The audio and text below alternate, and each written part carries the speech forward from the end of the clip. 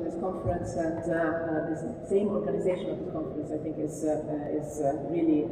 remarkable. So thank you to the Vice President and all your team and all the colleagues and friends in Croatia, the representation and the government for making this happening. I actually am in Zagreb today, happy to participate in the conference, but indeed the main reason was what the Prime Minister announced, that this morning we signed with the Prime Minister a memorandum of understanding between the government of Croatia and the College of Europe, which is a postgraduate European institute, or the Institute for European Studies,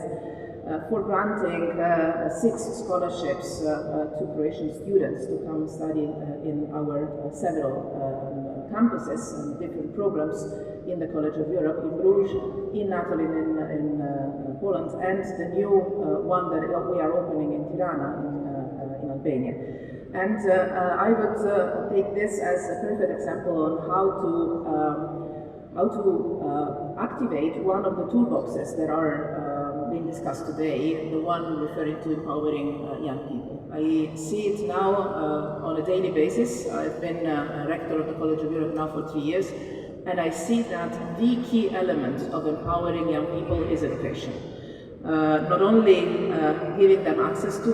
good and quality education, but also guaranteeing them with scholarship schemes that allow young people from different social and economic backgrounds to have access to that education. This is why it's so important to have scholarship schemes that allow the talented young people to have the best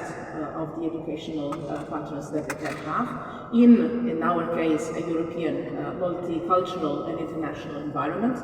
But also, it is a way to guarantee that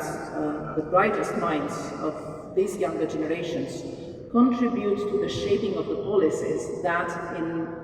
in itself will manage to shape a better present and future, including on how to handle the demographic trends.